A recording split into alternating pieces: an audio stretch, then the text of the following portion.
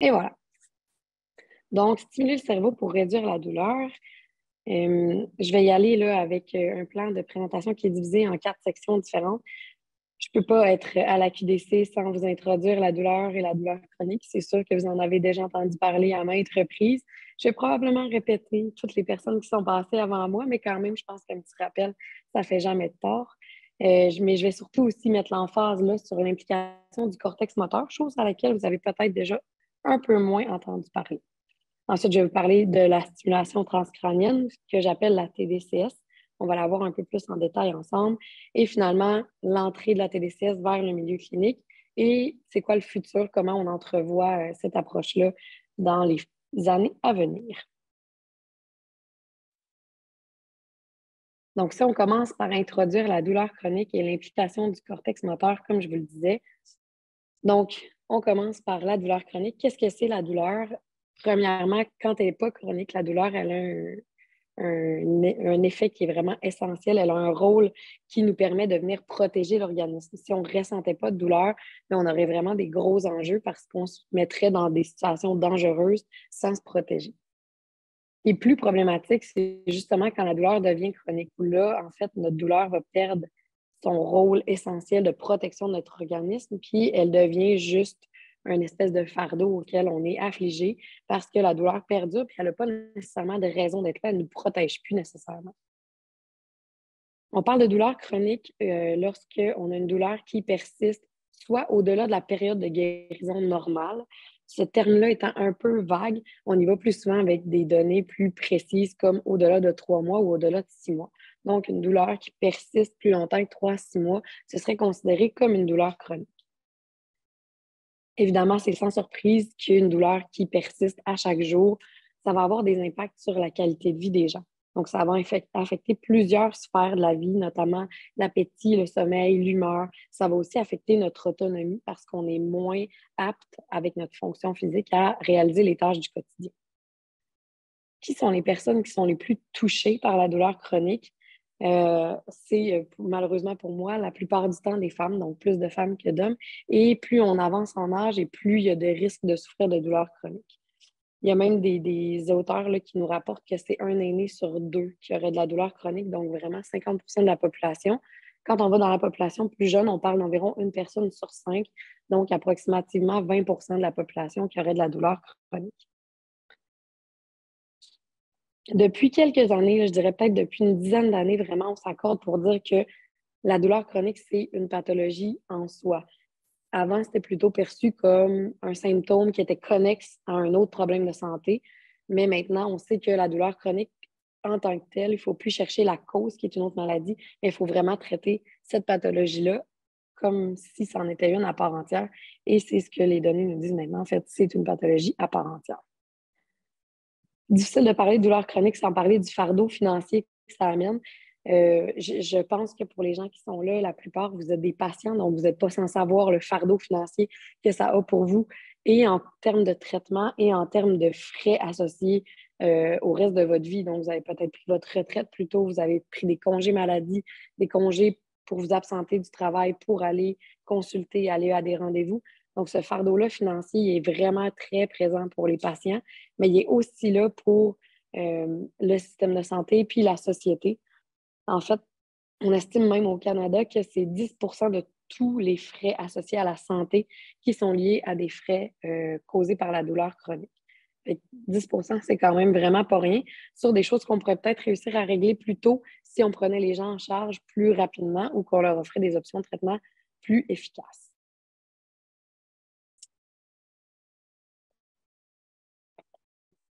Malgré les nombreuses approches qu'on a de disponibles à ce jour, c'est encore la pharmacothérapie, donc les médicaments qui demeurent la première ligne de traitement. C'est souvent ce qu'on va se faire offrir en premier quand on va voir notre médecin et qu'il voit qu'on a de la douleur.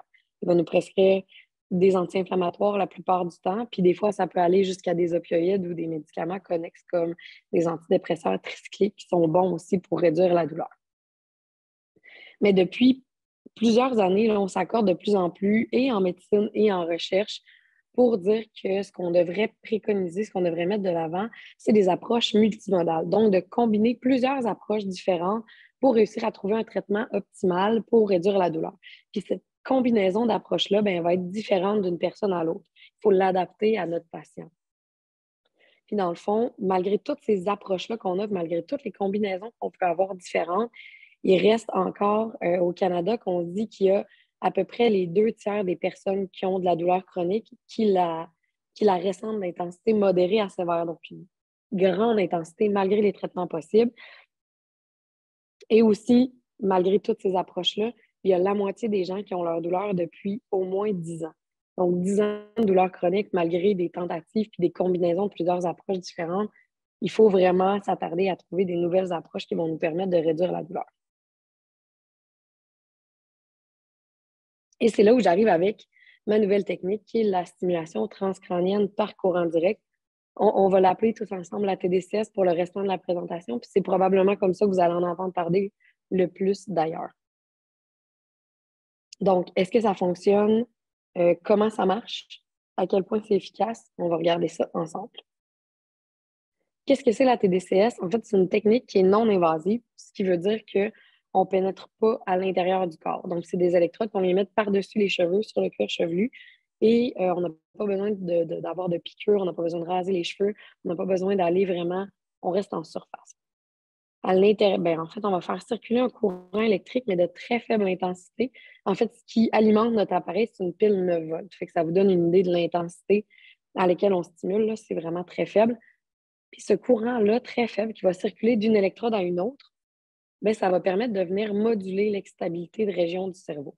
Puis nous, ce qu'on veut, en fait, c'est vraiment de venir changer l'excitabilité de votre cerveau dans des zones où il y a eu des changements qui ont été causés par la douleur. Puis je sais que c'est quand même assez contre-intuitif, c'est même presque fâchant de se faire dire qu'on va se faire stimuler le cerveau alors qu'on a mal aux genoux ou au dos. Puis c'est là où je viens vous parler du cortex moteur. En fait, la plupart des gens, puis probablement que c'est la même chose dans votre situation, la plupart des gens qui ont de la douleur chronique se sont fait dire c'est dans ta tête cette douleur-là. Puis c'est quelque chose qu'on entend vraiment souvent. Puis même si cette phrase-là est vraiment choquante, ben c'est pas tout à fait faux. En fait, quand on ressent de la douleur, c'est parce qu'on a eu une stimulation qui est arrivée en périphérie. Donc, quand votre genou, votre dos, votre jambe. Et cette stimulation-là ne devient de la douleur que lorsqu'elle atteint votre cerveau. Et c'est votre cerveau qui vous dit que vous ressentez de la douleur. Donc, depuis plusieurs années, là, maintenant, on sait que notre cerveau est important pour ressentir la douleur. Donc, sans notre cerveau, on ne la ressent pas. Ça reste quelque chose de plus flou, qui n'est pas nécessairement de la douleur. Puis, c'est aussi notre cerveau qui va nous permettre de moduler la douleur, donc de moduler ce qu'on ressent, soit à la hausse ou soit à la baisse en fonction de nos expériences passées, des attentes qu'on a. Donc, notre cerveau vraiment, vraiment est important pour moduler la douleur. Puis, une des régions de notre cerveau, pas tellement important que vous vous souveniez du nom de cette région-là, mais cette région-là qui est importante, c'est le cortex somatosensoriel, qui est, en fait, je ne sais pas si vous pouvez voir mon écran, mais sinon, je vais vous mettre ça ici. Le cortex somatosensoriel, il se trouve juste ici. Non, pardon, il se trouve juste ici. Deuxième ligne. Puis le cortex somatosensoriel, c'est la partie de notre cerveau qui sert à ressentir les choses. C'est lui qui est responsable un peu de nos 5 sens, de l'ouïe, du toucher. Il nous indique où est-ce que notre corps se situe dans l'espace. Donc, il est très sensible à la perception, à la sensation. C'est donc 100% logique que cette partie-là du cerveau soit impliquée dans la douleur. Ce qui est un peu plus étonnant, c'est que récemment, on a découvert qu'il y a une autre partie de notre cerveau qui est vraiment importante pour ressentir la douleur, puis non seulement pour la ressentir, mais aussi pour la moduler. Cette région-là, c'est le cortex moteur que je vous ai mis en vert ici. Puis le cortex moteur, c'est plus étonnant qu'il soit impliqué dans la douleur parce que son rôle à lui, c'est plutôt de contrôler, d'initier les mouvements du corps. Donc, rien à voir vraiment avec la douleur. Si cette partie du cerveau-là a été découverte, ben c'est parfois par des découvertes un peu fortuites. Donc, on ne cherchait pas nécessairement à trouver ça, puis c'est ce qu'on a trouvé. C'est un peu ce qui nous est arrivé dans un projet de recherche qu'on a mené dans le laboratoire où je travaille. En fait, ce qu'on a fait, c'est qu'on a fait venir des gens qui n'avaient pas de douleur. Donc, on a fait venir des gens qui étaient en parfaite santé, qui ne ressentaient pas de douleur au quotidien. Puis, on les a fait asseoir dans une chaise comme vous voyez ici et on leur a mis sur la tête un casque d'électroencéphalographie. Le casque que vous voyez ici, en fait, c'est un casque qui est parsemé d'électrodes partout sur la tête et ça nous permet de venir enregistrer l'activité du cerveau puis des régions du cerveau qui sont les plus stimulées. Donc là, comme on avait des personnes qui n'avaient pas de douleur, on leur a infligé une douleur pour venir voir qu'est-ce qui se passe dans le cerveau quand les gens ont de la douleur. Et donc, on a pris une crème à base de piment fort qu'on est venu appliquer sur l'avant-bras des gens. Cette crème-là, à base de piment fort, vient agir jusqu'à ce qu'on ait une intensité de douleur d'environ 5/10. Donc, quand on a une intensité de douleur moyenne, on venait regarder ce qui se passait dans le casque d'électroencéphalographie. Est-ce qu'il y a des régions du cerveau qui sont plus ou moins actives quand la personne est en situation de douleur? Puis ce qu'on a remarqué, dans le fond, c'est que l'activité du cortex moteur était vraiment diminuée quand on ressent de la douleur. Donc, quand on a une personne saine, donc une personne sans douleur, qui ressent de la douleur, bien, l'activité de son cortex moteur diminue. Donc, si quand on a une présence de douleur, notre cortex moteur diminue son activité, on peut assumer, puis c'est en fait bien clair maintenant dans la littérature, que les personnes qui ont de la douleur chronique, donc qui ont de la douleur au quotidien, vont avoir un cortex moteur qui est un peu sous-actif, donc un peu moins actif qu'une personne qui n'a pas de douleur. Donc, pour venir soulager la douleur, ce qu'on aurait à faire, c'est réaugmenter l'activité de notre cortex moteur pour réussir à effacer ou diminuer la présence de douleur. Donc, on va venir avec notre méthode de stimulation transcrânienne, la TDCS, cibler le cortex moteur dans le but de venir réaugmenter son activité. L'une des premières équipes qui a essayé de montrer ça chez des patients, c'est une équipe française, pardon. Puis en fait, eux, ce qu'ils ont fait, ils sont allés très drastiquement, pas avec nous comme avec la TDCS. Ils ont vraiment ouvert la boîte crânienne, ils ont pris des électrodes et ils les ont mis directement sur le cortex moteur primaire. Ensuite, ils refermaient la boîte crânienne et ils stimulaient le cortex moteur de leurs patients qui avaient de la douleur et ils réussissaient à avoir des diminutions de douleur chez les gens juste en stimulant l'intérieur de leur cerveau. Donc, en ciblant le cortex moteur que j'appelle M1 aussi sur mes diapos. Donc, une façon maintenant de venir stimuler ça, le M1, le cortex moteur, sans avoir à ouvrir la boîte crânienne et implanter des électrodes, ben, c'est d'utiliser des techniques qui sont non invasives comme la TDCS. C'est bien beau, tout ça. Maintenant, c'est de savoir est-ce que ça fonctionne. Là, je vous présente ici une partie des résultats du projet que j'ai fait pendant ma maîtrise. Dans le fond, j'ai utilisé la TDCS chez des personnes aînées qui avaient de la douleur chronique. Aînées, j'ai le goût de le mettre en guillemets parce que les gens avaient 60 ans et plus, fait que je considère qu'ils étaient quand même assez jeunes. Mais on est vraiment allé dans cette population-là parce que plusieurs études montraient déjà que la TDCS était efficace chez des adultes plus jeunes.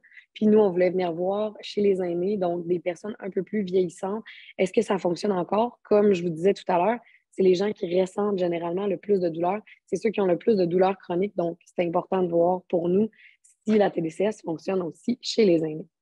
Donc là, je vous guide ici sur mon graphique. Je vais prendre le pointeur à la place. Donc, ce que vous voyez ici, c'est des pourcentages d'analgésie. Donc, plus le pourcentage d'analgésie est élevé, plus ça veut dire qu'on a eu un grand soulagement de douleur par rapport à la douleur qu'on avait au début. Ici, le temps de mesure 2, c'est pendant les séances. Donc, la TDCS, généralement, on s'entend pour dire qu'on la donne sur 5 journées consécutives. Donc, du lundi au vendredi, la plupart du temps, on donne des séances de traitement de 20 minutes à chaque jour pendant tous les jours. Donc, 5 jours consécutifs, les gens venaient me voir, ils recevaient 20 minutes de stimulation et ils retournaient à la maison, revenaient me voir le lendemain. Ce que vous voyez ici, dans le fond, c'est que les gens qui ont reçu de la TDCS réelle, donc de la vraie TDCS, ils ont eu une analgésie de 31 %, donc réduction de douleur de 31 % pendant la semaine où ils venaient me voir. Les gens qui ont reçu de la TDCS placebo ont quand même eu une analgésie de 14 %. Donc, on doit toujours, en recherche, nous, battre le traitement placebo. Puis ici, on voit quand même que les gens qui ont reçu un placebo ont vu aussi un petit soulagement. Si c'est quelque chose qui vous intéresse, on pourra en parler pendant la période de questions. Puis pendant le temps de mesure après, c'est-à-dire une semaine après la fin des traitements, je faisais revenir les gens puis je remesurais leur douleur sans leur donner de séance, là. Donc, c'était vraiment juste une visite pour qu'on discute à propos des résultats de l'étude. Les gens rapportaient encore, ceux qui avaient reçu la TDCS réelle, une analgésie de 33 % pendant la semaine suivante. Donc, l'analgésie est restée relativement la même pour ce groupe-là. Mais pour le groupe qui avait reçu le traitement placebo, là, vraiment, l'effet s'est complètement estompé pendant la période de suivi d'une semaine. Donc, la TDCS, ça semble fonctionner chez les aînés qui ont de la douleur chronique, mais là, on est dans un contexte de laboratoire, donc quelque chose d'assez contrôlé. Si je demandais aux gens de venir sur 5 journées consécutives, ben, s'ils annulaient une visite, on les excluait complètement de l'étude. Heureusement, là, de mon côté, c'est pas arrivé. Tout le monde est vraiment venu à leur visite. Mais ce qu'on voulait voir, c'est est-ce que ça, dans le fond, cette technique-là, est-ce qu'on peut l'utiliser dans des cliniques? Est-ce que les physiothérapeutes, qui sont les personnes habilitées à donner de l'électrothérapie, vont avoir envie de le faire? Puis est-ce que, dans le fond, les participants ou les patients qu'on voit en clinique vont pouvoir venir sur 5 journées consécutives malgré le travail, malgré tout ça? Donc, de voir si c'était réaliste. Puis, dans le fond, malgré toutes les études qui montrent que la TDCS, ça semble fonctionner chez les aînés, comme je vous le montre là, puis chez les adultes qui ont été faites par plusieurs autres auteurs, bien, il n'y a personne qui s'est vraiment intéressé à amener cette technique-là vers le milieu clinique. Fait que ça reste encore quelque chose qui n'avait pas été exploré jusqu'à maintenant. Par contre, il y a des études qui montraient que il y a des gens qui ont combiné la TDCS avec des approches qu'on utilise en clinique de physiothérapie, juste pour essayer de voir si on avait des avantages à combiner la TDCS avec autre chose. C'est ce que je vous présente ici. Dans le fond, ils ont essayé de combiner la TDCS avec des approches d'électrothérapie, donc d'autres approches d'électrothérapie, comme le TENS, par exemple, que vous avez peut-être déjà utilisé en physio. Puis, d'un autre côté, des interventions qui sont plus basées sur les exercices physiques. Ce que vous voyez ici, dans le fond, c'est qu'il faut battre la ligne médiane, qui est la ligne pleine, pour dire qu'on a un traitement qui est plus efficace quand on le combine. Donc là, ce que vous voyez ici, c'est que quand on combine les approches d'électrothérapie avec soit une approche en périphérie et une approche centrale en stimulant le cerveau avec la TDCS, ça semble relativement efficace, mais dans le fond, il y a seulement 2 études là, qui l'ont fait. Puis les résultats sont vraiment ambivalents. Donc, on va d'un côté puis on va de l'autre.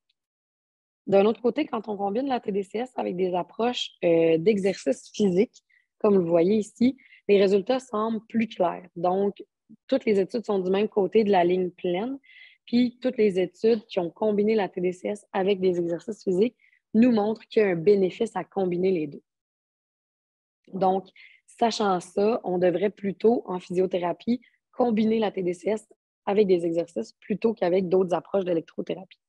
En fait, c'est relativement logique, ça, parce que si vous vous souvenez bien, au début de la présentation, je vous disais que le cortex moteur, le M1, c'est la partie de notre cerveau qui est responsable d'initier les mouvements du corps, de contrôler les mouvements du corps. Donc, en faisant de l'exercice physique, ben, on l'active nous-mêmes, notre cortex moteur. Donc, seulement en bougeant ou même en pensant à bouger, on allume notre cortex moteur, on l'active, on le stimule nous-mêmes.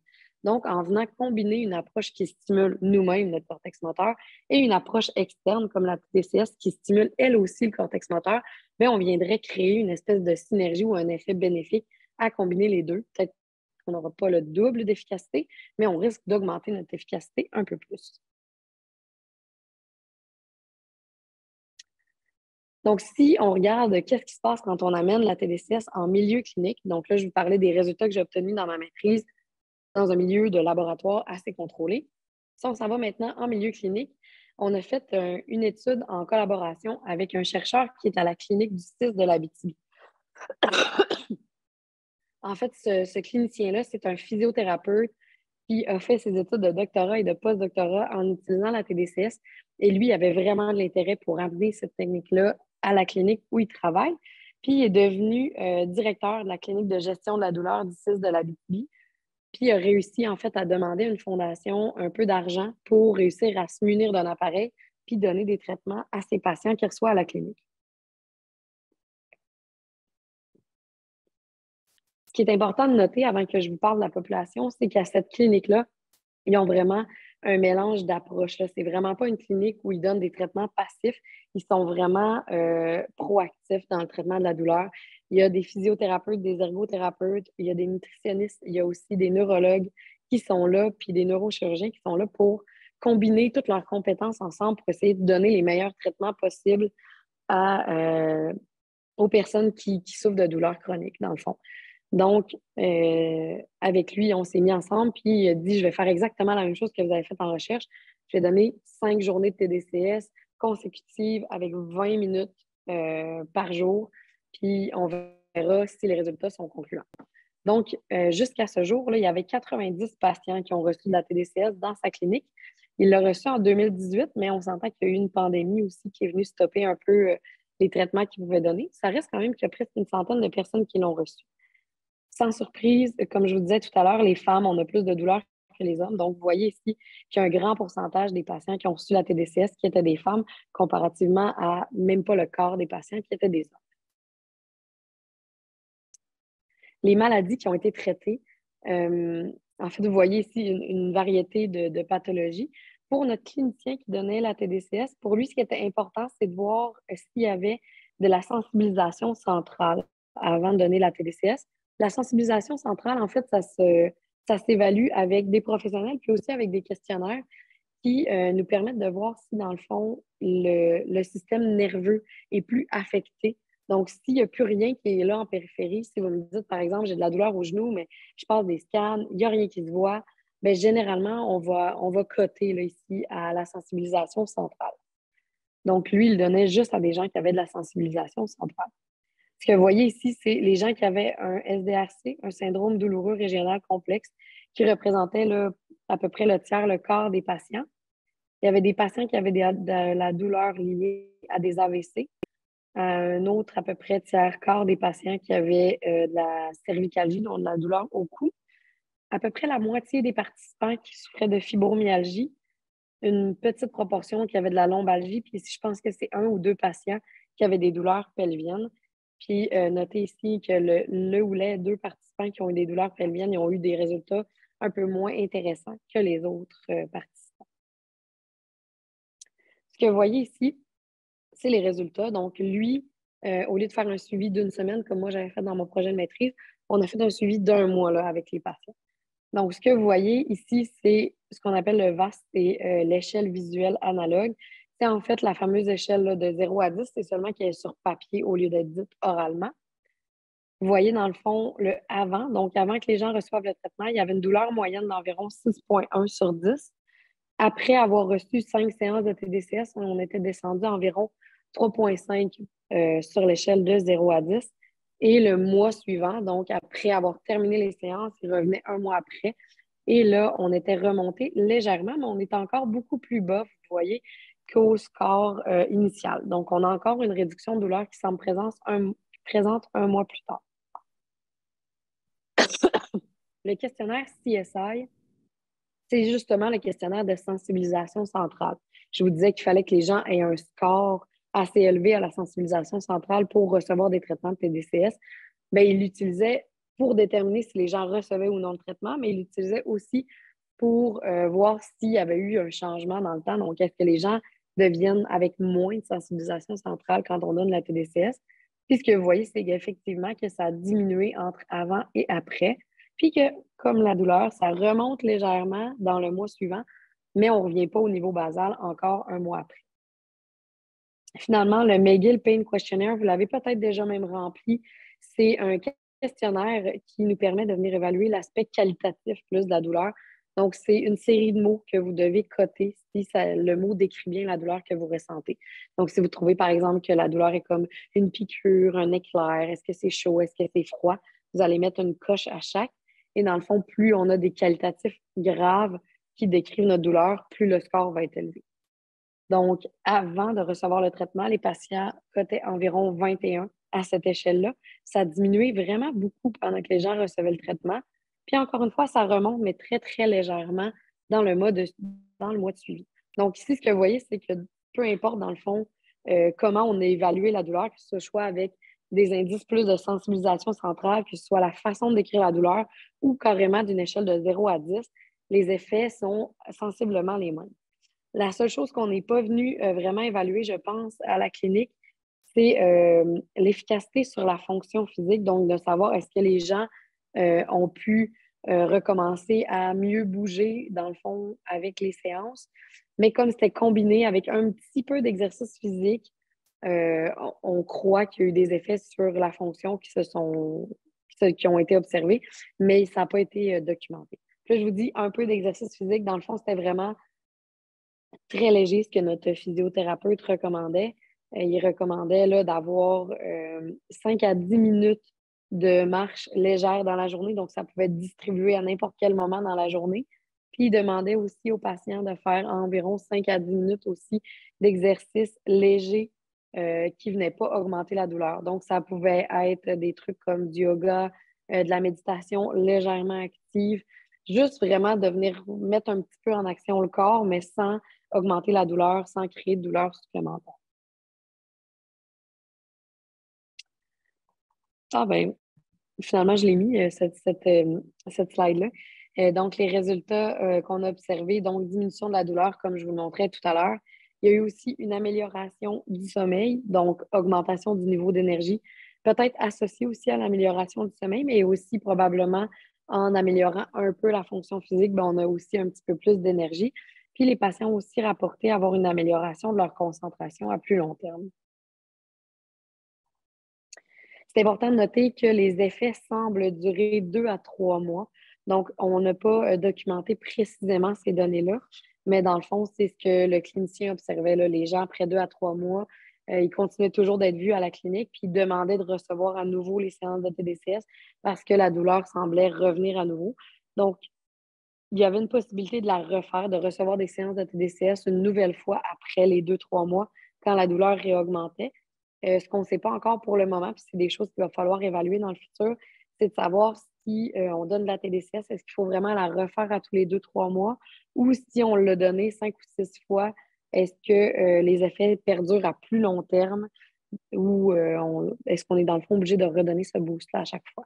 Fait que ça, c'est vraiment des questions qui demeurent pour le moment, puis on n'a pas la réponse. C'est important de parler aussi des effets secondaires qu'on a observés pendant l'étude. Donc, c'est pas non plus un traitement miracle, malgré que toutes les personnes qui ont reçu de la TDCS, soit ont eu aucune amélioration ou des améliorations de tous les niveaux, mais personne n'a empiré sa douleur. Donc, ça, c'est quand même important de le mentionner. Sinon, dans les effets secondaires un peu plus différents qui ne sont pas liés à la douleur, il y avait 99% des patients qui ont ressenti des picotements sous les électrodes. C'est vraiment sans surprise, là, ça, parce qu'on s'entend qu'on envoie un courant électrique, même s'il est très faible. Ce serait étonnant que les gens ne ressentent absolument rien sous les électrodes. Si vous avez déjà reçu du TENS, même si c'est un TENS qui est très, très léger, bien, on sent souvent le fourmillement, la vibration sous les électrodes. Donc, c'est un effet qui est indésirable, mais qui n'est pas nécessairement grave ou important dans le fond. Donc, le picotement est là sous les électrodes pendant qu'on soit le traitement. Puis en fait, c'est seulement de dire qu'on ressent le traitement qu'on est en train de recevoir. Il y a 80% des gens, par contre, qui ont ressenti de la fatigue. On était étonnés quand même de ce pourcentage-là qui est assez élevé. Euh, c'est pas ce qui est rapporté nécessairement dans la littérature. Donc, on se questionne à savoir si, quand on est dans les milieux cliniques, est-ce que la fatigue est plus importante parce qu'on doit parfois se déplacer un peu de plus loin. Ça demande quand même beaucoup là, de devoir se déplacer 5 journées consécutives. Je suis bien consciente que dans un contexte de douleur chronique, c'est quand même quelque chose d'assez exigeant. Il y a des gens qui peuvent même plus conduire non plus. Donc, il y a un mélange de tout ça. Puis, il faut noter aussi que là, on était dans un contexte de région éloignée. Donc, au CIS de l'Abitibi, les patients sont pas tous très près, en fait, de la clinique. Donc, il y en a qui avaient 1 heure de route à faire à tous les jours pour venir recevoir leur traitement. Ça pourrait avoir exacerbé la fatigue. Il y a 50% des gens qui ont reçu des maux de tête, qui ont ressenti, pardon, des maux de tête pendant la stimulation. Donc, la moitié des gens. Pour l'avoir mesuré aussi de mon côté là, dans l'étude en laboratoire où j'avais la moitié des gens qui recevaient de la stimulation placebo, ben en fait, juste de faire le montage au niveau de la tête, il y a un élastique qui vient quand même serrer le crâne. J'avais autant de maux de tête ressentis dans le traitement expérimental avec la TDCS réelle que dans le groupe qui recevait le traitement placebo. Donc, il y a possiblement une partie qui est expliquée, oui, par le courant, mais il y a une bonne partie qui est expliquée par le fait de d'avoir un bandeau à porter pendant une vingtaine de minutes. C'est important de mentionner que les effets secondaires sont présents seulement pendant la semaine de traitement, donc pendant la semaine suivante, puis le mois suivant, il n'y a plus aucune personne qui rapportait des effets indésirables. Donc, ça s'est vraiment estompé, soit immédiatement après les séances ou sinon tout de suite après la semaine de traitement, les effets n'étaient plus là. Le futur, qu'est-ce qu'on envisage maintenant pour la TDCS dans le milieu clinique? Donc, évidemment, l'utilisation de nouvelles techniques, ça vient toujours avec des défis, des petits enjeux. Donc, je pense que le premier, puis c'est celui auquel on s'est frappé aussi dans notre étude en clinique, c'est qu'il y a une méconnaissance puis une non-connaissance. Donc, le fait de ne pas connaître du tout un type de stimulation. Donc, les professionnels de la santé externes ne connaissent pas nécessairement la TDCS. Puis ça, c'est un des enjeux. Donc, on avait quelques participants là, qui se sont fait recommander par le physiothérapeute traitant à la clinique de gestion de douleur de recevoir de la TDCS. Et d'un autre côté, les patients demandaient à leur médecin de famille qu'est-ce qu'ils en pensaient, c'était quoi leur opinion à propos de ça. Puis comme le médecin de famille ne connaissait pas nécessairement le traitement, bien, au lieu d'aller faire des recherches un peu dans les bases de données scientifiques, bien, il recommandait de ne pas recevoir le traitement parce qu'il n'en avait pas entendu parler encore. Fait que je pense qu'on a un travail là, pour faire connaître cette nouvelle approche-là, cette nouvelle approche pour que les patients puissent le recevoir un peu plus facilement en clinique. Techniquement, ça pourrait même être les médecins qui le prescrivent pour que le physiothérapeute le donne en clinique. Un autre enjeu qu'on a en ce moment, c'est que le CIS de l'Abitibi, c'est la seule clinique CIS qui est publique à offrir ce traitement-là. Les seules autres cliniques que je connais qui donnent des séances de TDCS, en fait, c'est des cliniques privées, donc des cliniques de physiothérapie privées. Puis en lien justement avec les cliniques privées, ben, il y a toujours un enjeu puis un petit malaise, dans le fond, avec le traitement du coup, combien on devrait offrir ce traitement-là.